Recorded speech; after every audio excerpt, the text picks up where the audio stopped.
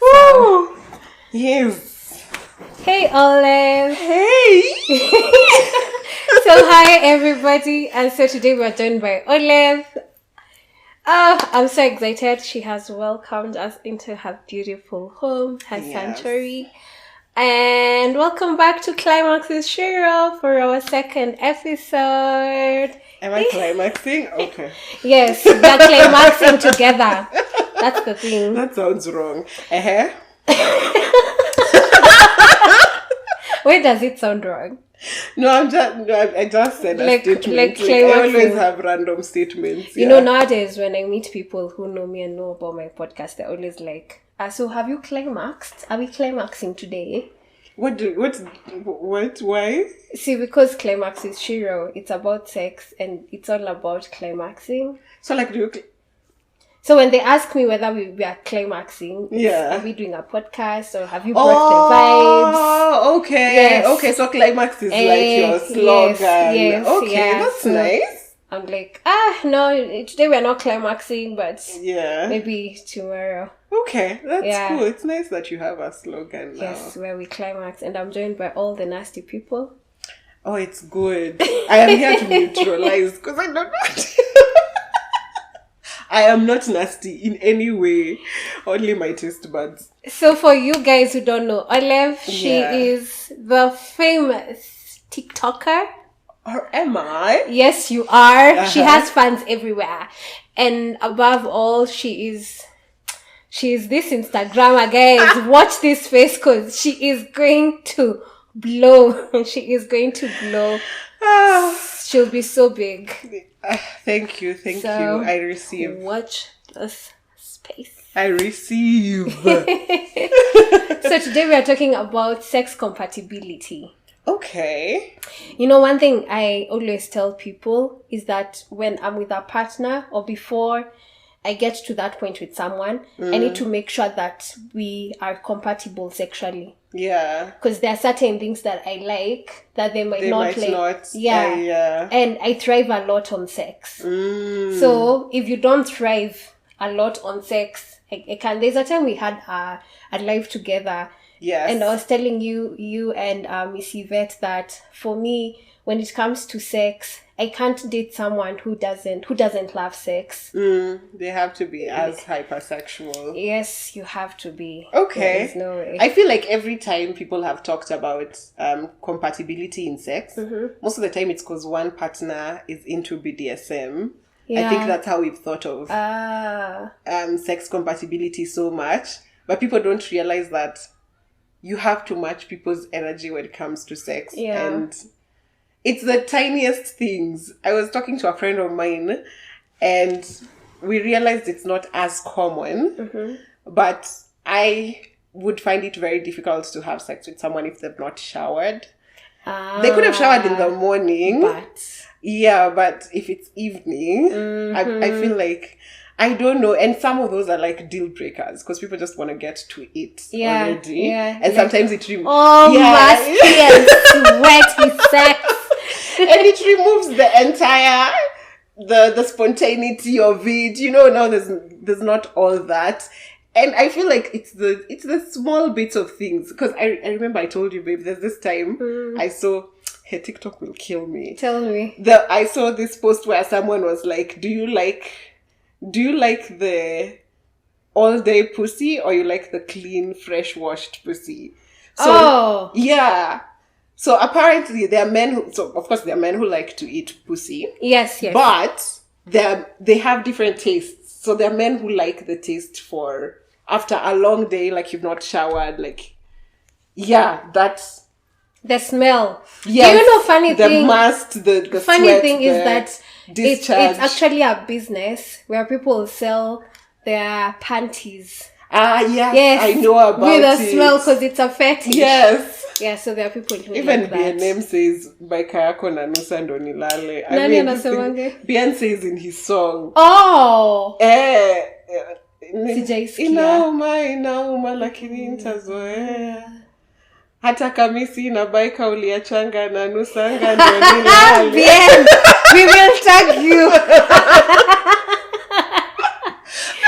consider yourself trans. He says it, and I'm just like, how do people not know this?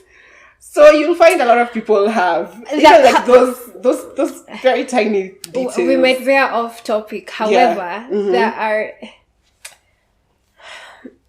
there is a good smell and there's a horrible. There's a sexy. There's this lady who has sold candles of the scent of her the pussy. scent of her. Oh, Erykah Badu. Erykah Badu. I'm sure her pussy doesn't smell like flowers and rainbows and everything. No. However, there is... Ladies, please be smelling yourself. There's a distinct... It's very important to know if you're okay down there. I'll let you finish. Mm-hmm. However, if you've taken time to smell your discharge, that you can easily notice when something is off, when if it's a bad smell. But if it's musky, there's a kind of sexy smell that's just like normal pussy smell. Yes, and there are men who thrive on that. If your man eats pussy, he definitely loves that smell. Or he loves then he's the all day man. Okay. I don't know, but I was just like, every single day I discover something new about sexual preferences, and I'm just like, the world is so huge. There's something to always discover, but then there's very tiny details that people might miss out on, and I'm just like, just check if you're compatible, because these are the things that then build into like long-term relationships and marriages, and you find your relationship is strained when it was things you'd have talked about very early. Because I know for me, I am plagued by hypersexuals, yet I'm literally bordering a sexuality. Yeah, you are. Yeah, so it's just, you find the relationship so strained later on. And I remember there's a previous, my ex-boyfriend, he at one point just woke me up. I think he thought about it for such a long time. And he woke me up in the middle of the night and he asked, "Are you seeing someone else?" Because you're not so much interested in having sex with him. I do not have the urge to have sex. Not every day. I could go for weeks. I've gone for years without sex. So you realize that that's something I didn't consider when I was getting into a relationship, and it caused so much strain. Yet you think they're very tiny things. So sexual compatibility is way up there. Because it's conversation that you and your partner then would have had. Yes, we should have had it earlier. I believe these conversations should be had when you're dating. So I recently discovered the steps into dating. I've been thrown into the dating scene, and it has become so difficult because the way I dated back then with my ex-husband is not the same way I am dating right now. I've been thrown into, it's like I've been thrown into a ring, a fighting ring, and all these corners, you just don't know. Everything is just coming at you. Yeah. And I learned that way back, guys who are older than us, let's say like guys who are in the 35s plus, they went through this 7 something system before the 844 system or something. Before home science, the arts, the music were removed. And there was a certain course that they used to do, subject in high school for social something, where you just learn about how to approach a lady, how to approach a man. I was like mind blown by this. And no wonder millennials are out here drowning. And they were like, how to deal with, how to talk to a woman, how to write letters, how very social things that after high school you're thrown into. So I was told that when it comes to dating, there are certain stages. So there's the dating where we go on dates without sex. Yes. Just to talk. And then after that there is courtship. I remember courtship. And then there is the courtship where now you're finding out, and that's where the sex should come in. So there is meet, ask me for a date. We go on dates. We find out all these things to do with sex. Nini, can we? And then courtship. Now I'm like, now after dating and seeing other people, you're the one I want. At this point, I feel like I'm in courtship. Oh, you're in courtship. I feel like it. Though he hasn't said anything. But established clearly that you're the only one. Yes, courtship. December. Yes. Courtship. I believe courtship is when someone is like, it's just you. Because now after dating, now it's just that. And then there's engage. No, courtship, that's where the sex should happen. And then now there's the engage where now you ask this person, will you be my girlfriend? Which I'm so huge on. And then after that, you are dating. You're like, you'll be my girlfriend for like a long term. This is something that I see with you. And then after that, there is marriage. I feel like this is a whole other conversation that needs to be done. But for clarity, I feel like such topics about sexual compatibility should be done during the dating stage. Yes. So that you don't get to that point you're talking about and your partner is like, what the fuck is going on over here? Yeah. Are you cheating on me? Yeah. Yeah. It's a conversation that... Oh my goodness. I feel like, it's the same thing you were saying. Every single day you learn. It's like how you wake up. Yeah. And then today there's always something new in the work world you need to learn about. And I think it happens with our lives as well, where you learn something new about yourself every single day. And it's not even fair for people to think you're the same person they left even a year ago. No, you're not. Their positions I held a year ago, were completely dismantled by now. Yeah. So... Man, I feel like sex compatibility is just so difficult. But then it's on the basis of communication. Again, everything that's what I wanted to say. Millennials struggle with so much. It's communicate. Oh my articulate. Where I am having such a hard time. We are suffering. Where I am on the receiving end. As you get of this very short stick. But then again, as you said, it's just all about communicating how you feel about something. Again, about sex. As I said earlier on, I can't date anyone who is not... If the moment I come to you and be there on all my dates I've ever gone to, I have to mention to the person that I am very sexual. And I am such a sexual person to the point that when I walk on the roads, I'll be approached by men in a certain way. Sometimes I usually wonder, Kwani, it's written all over my face. Yes, it is. But I think it's because they can always tell that this lady, there's something about her. I have an episode on sex appeal. You do? Yeah, on my podcast. Please shout out your podcast. Please shout out your podcast. Listen to In All Honesty podcast on YouTube and Spotify and Mudundo. Yes. Please. So my second episode was actually on sex appeal. And sex appeal is an aura. What? So when people who have sex appeal, I think you have it. It's like men can say, it's like they can smell it. Yes, it's like pheromones. Oh my god. So people who have high sex appeal are actually approached in a very sexual way. I get that from the very beginning. Like you could be on the road. Yes. And someone could just like come up to you. Jesus. That's how you get approached. So but what I didn't understand then, and I didn't go into researching anyway, was whether you're born with it or it just comes to you, or you can train yourself to have sex appeal. Because I have zero. Oh, okay. I have nil. So for me, I feel it's not something I was born with. I went through an experience in my life that I think attributed to this. However, I was a very curious child. So I think it also mattered with the first person I had sex with. That man, he showed me things.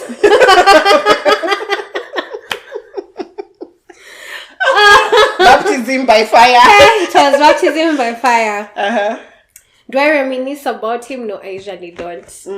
But he was my introduction into sex. Yeah.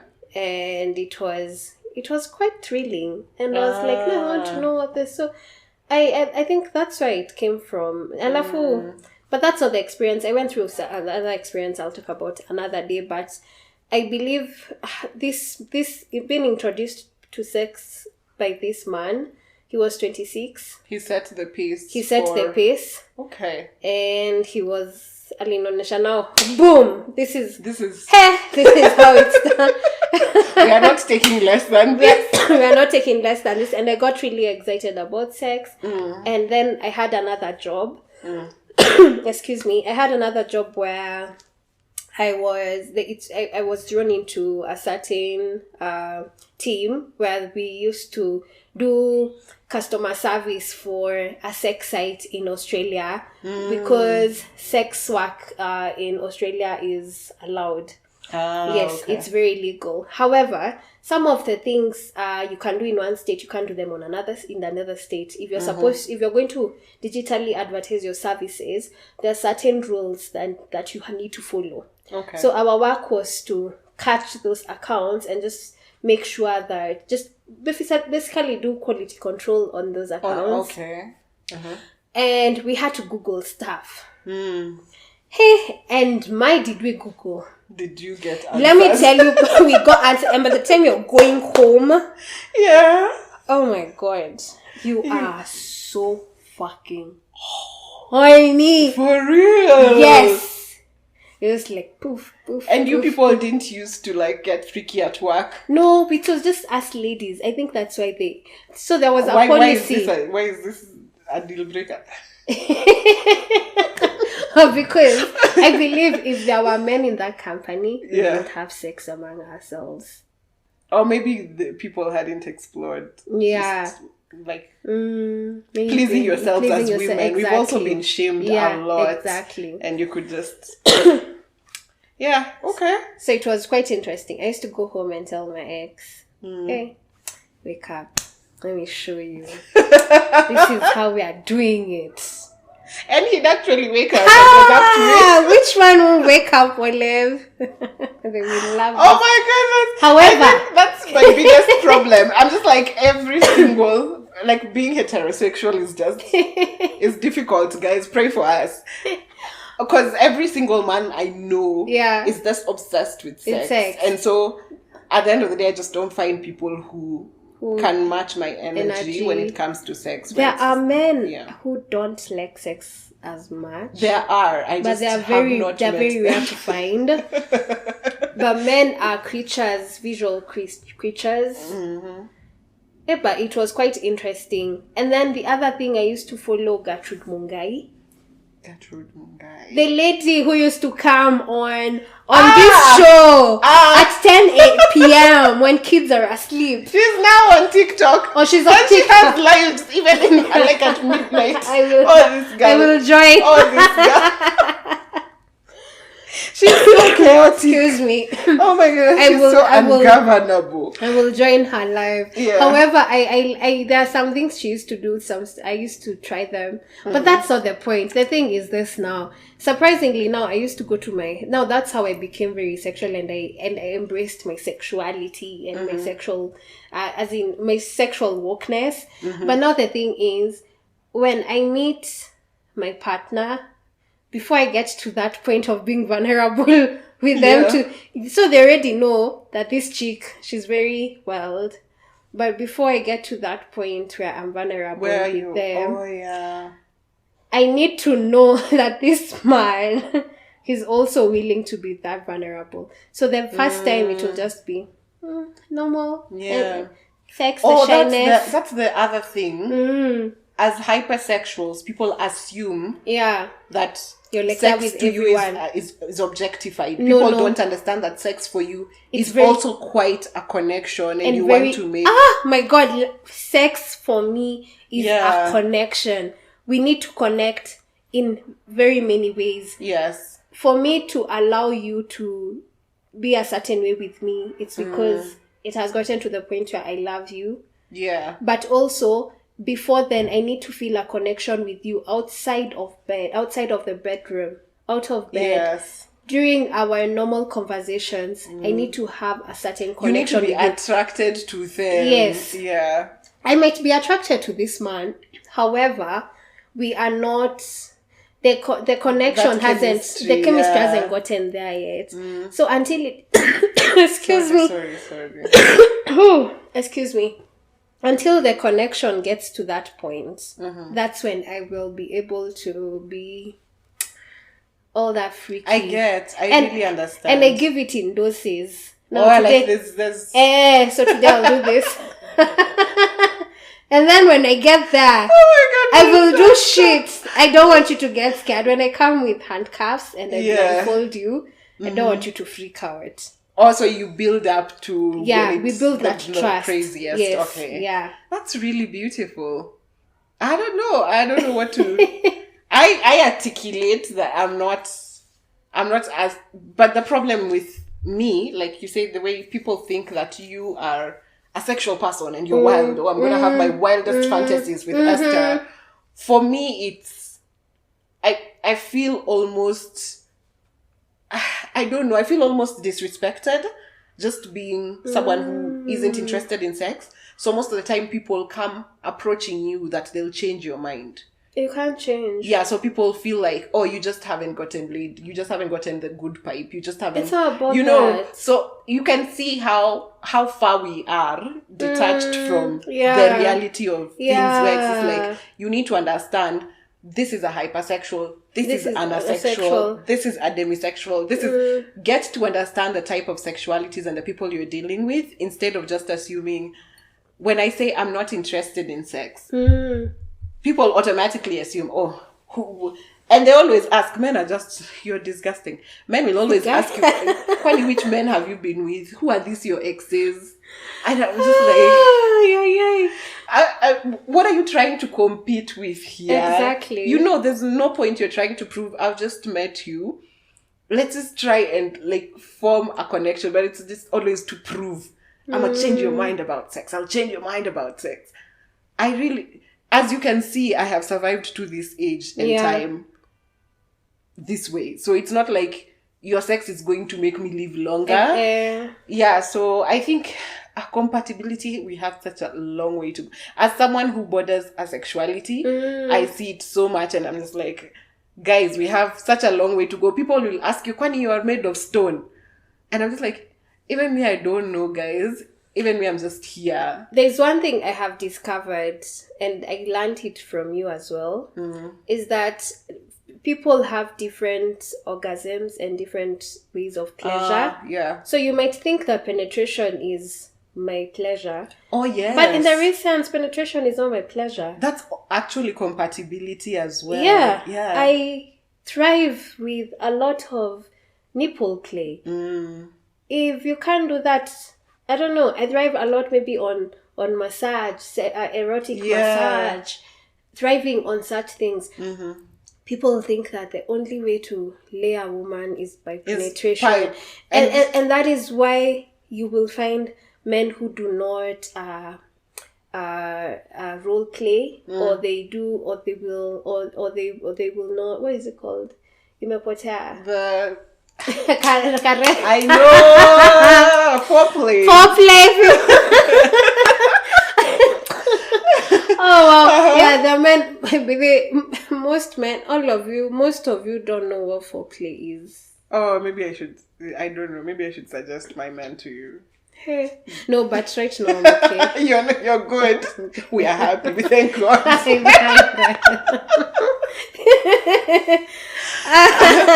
But so, I have had. I feel in the sex point of view, I've had a good experience with the men that I have been with. Yeah. I feel like they have literally understood penetration does not work for her. This works for her. This works for her. And they've come in making sure of that. So I am actually the lucky percentage of women who have experienced men who their goal is to make sure you orgasm. It's not that it's me who's orgasming. So it even stresses them out when I'm just like, it will take a while.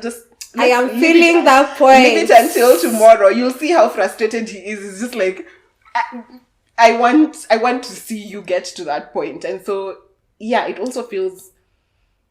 Yeah, listening to other heteros out here just talking about the experiences, I'm like, wow, guys, love. I'm sending love and thoughts and prayers because it's not easy. You guys have been through a lot. It's not easy. The other thing is this.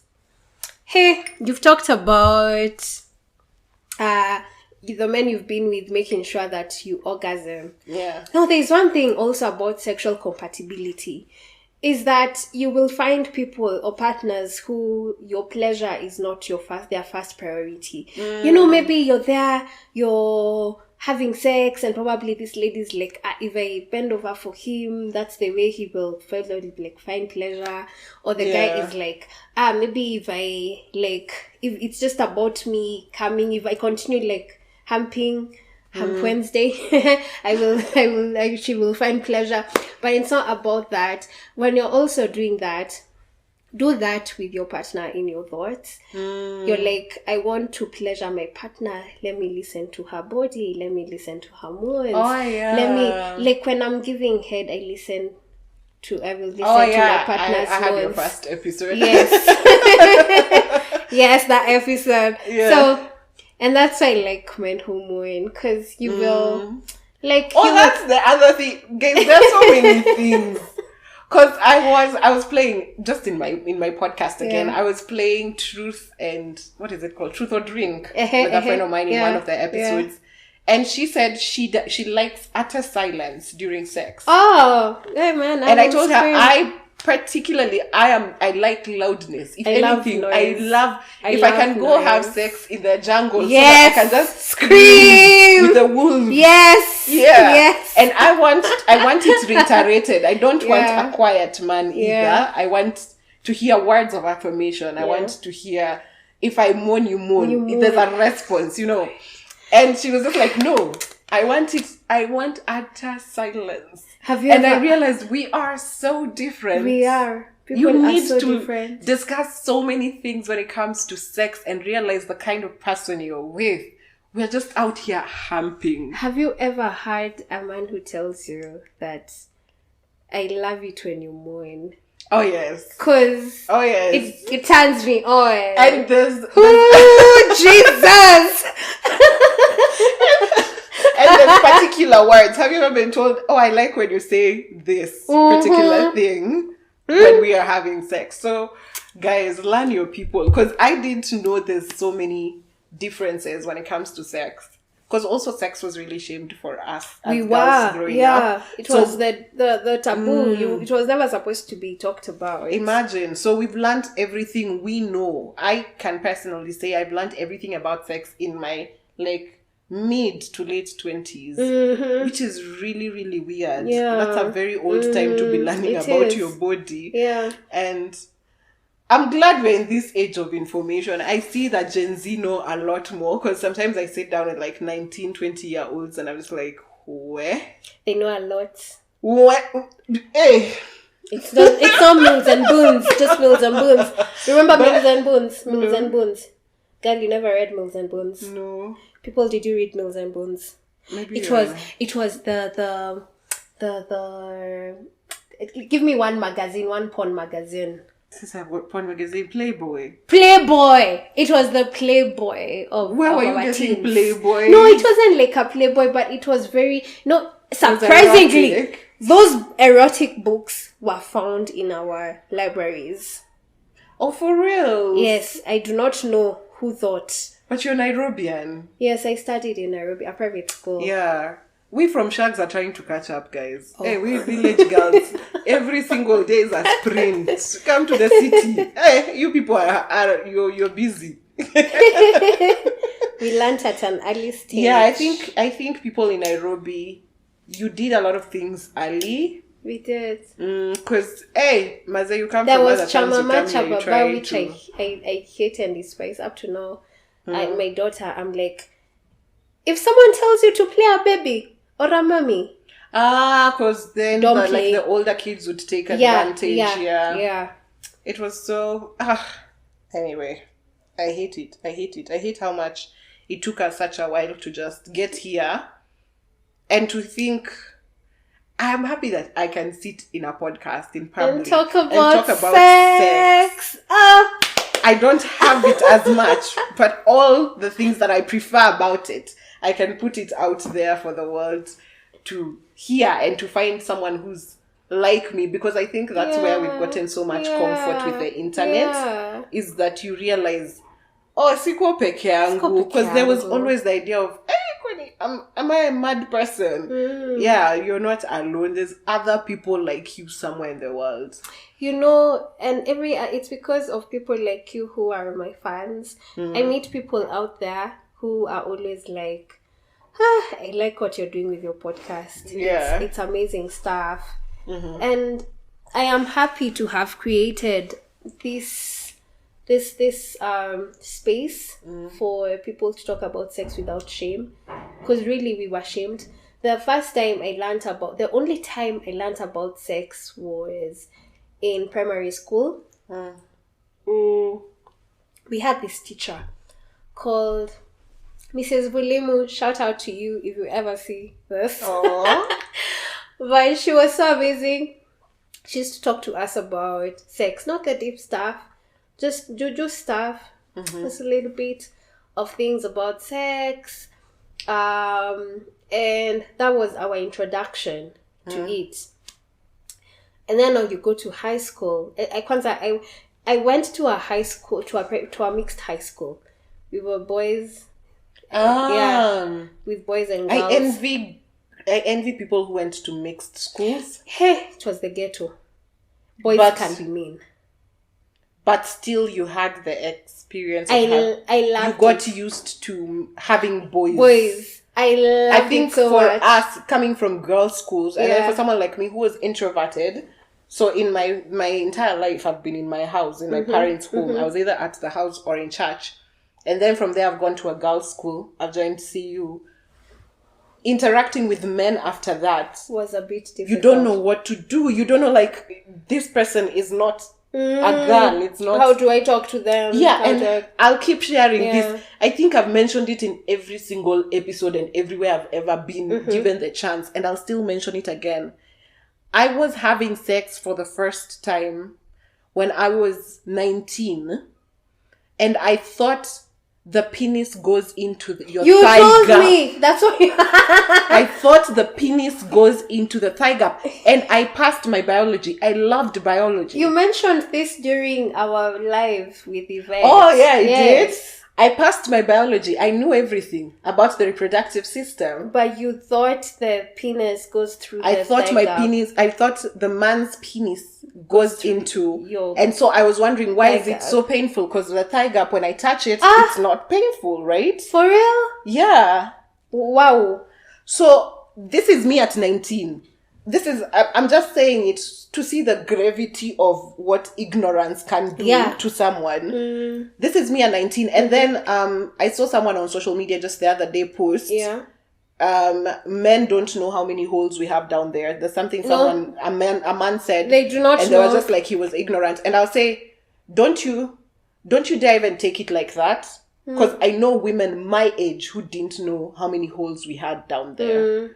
I've had a woman in this time, it was 2021. She did not know. Yeah, she told me, how do you wear a tampon? Do you have to remove it every time you go to pee? No.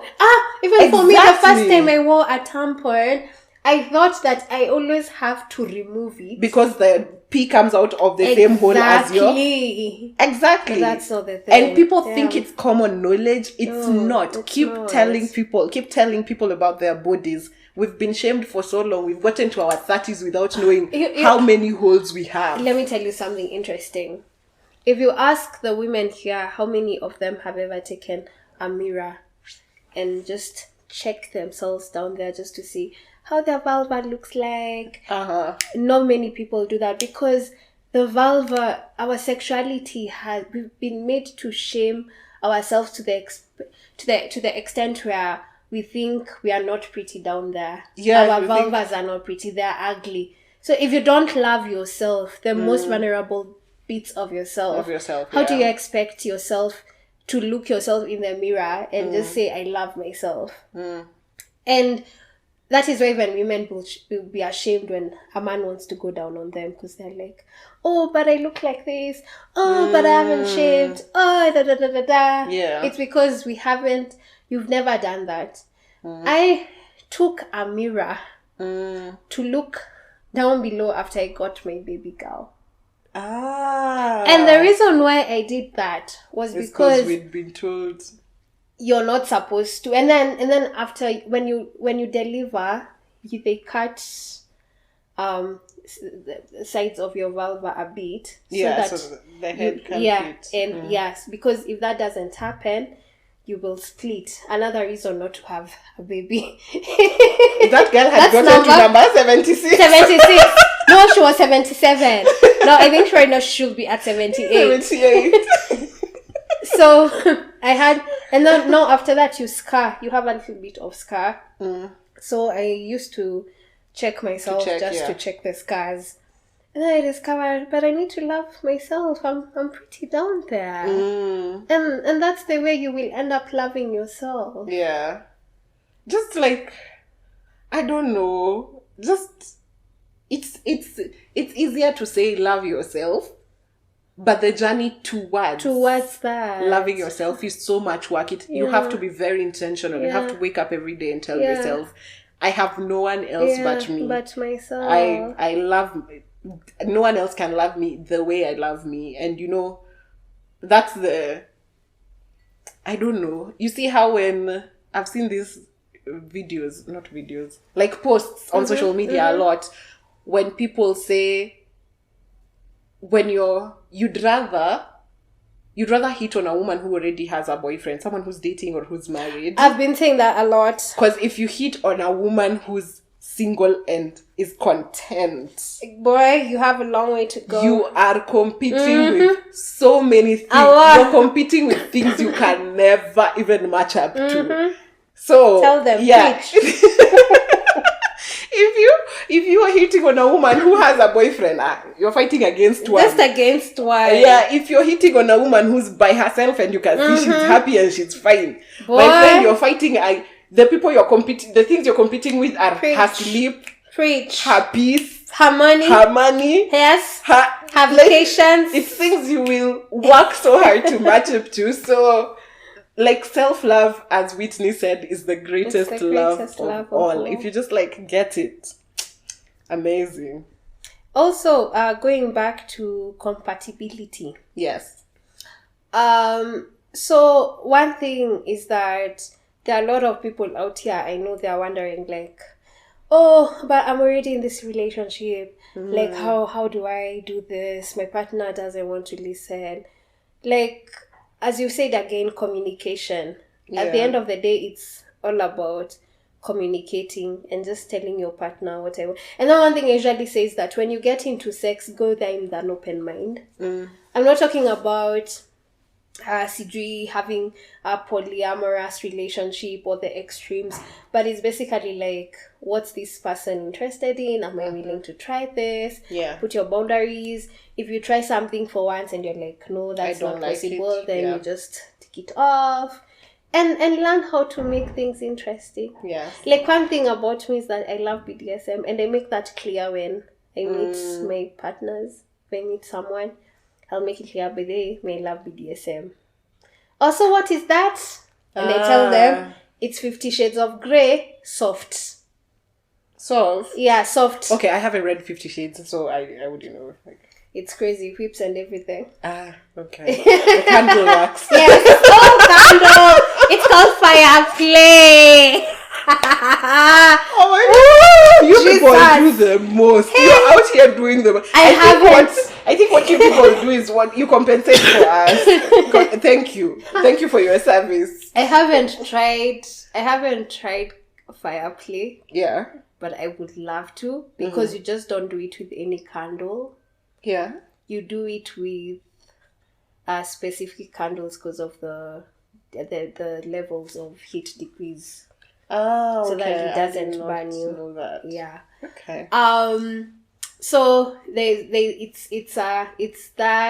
the whips, the lashes. Oh, and while you're saying that, something just came to mind that people replicate what they've seen working for other people. On their new partners. That should not be right. Don't do that. Yeah. I was, before coming, so I was reading an article where they said the same thing, that the reason why most couples don't have compatibility is because you're coming into this new relationship with what you saw your ex doing, your previous partner doing, and you're coming here with those same expectations. So that's why I don't like the idea